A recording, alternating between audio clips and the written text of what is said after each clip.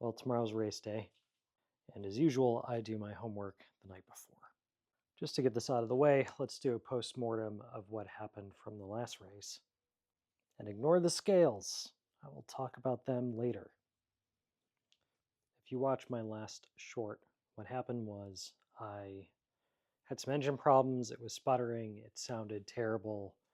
And I pulled off the track probably 5 laps into the race. It wasn't very far in. I thought it was a fuel issue. There were some other people that day that have had some fuel problems, and I thought maybe that was just my thing. So what I thought was a fuel problem was actually a problem with the spark plug boot. Now, when I was going through practice runs, everything was great. Didn't really feel like I had anything to adjust. I was able to turn. I was going faster every time. Wasn't really a problem. And I was kind of bored.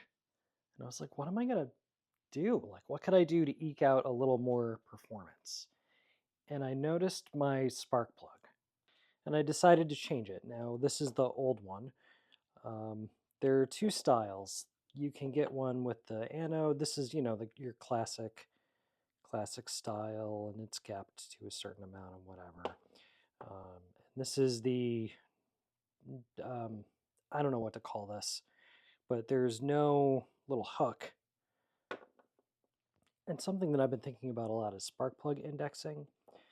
Some say that if you think about the spark plug and where the spark happens, there's more spark on the left side where there's no bendy piece of metal than on the right side. And that's actually why I had this little mark here. And when I had it in my engine, it was kind of pointed away towards the exhaust, and you want to point it towards. It doesn't matter. For some reason, I decided to go with this plug. This plug actually is something that they sell at MXK. When I ask for plugs, this is what you get. So I was like, what's going to hurt? This is the old spark plug boot. What I didn't know is that this was loose. There are a couple, boy, that's great television, isn't it?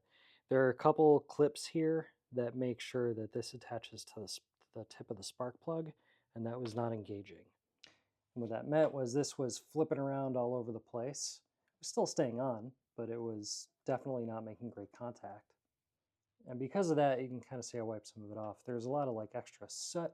So there were definitely sparks that were getting shot out here as I was driving around. So during the race, I was trying to fix the issue with the throttle and just playing with it manually, and that didn't help. So eventually I pulled off. Anyway, this is the new boot. If it ain't broke, don't fix it.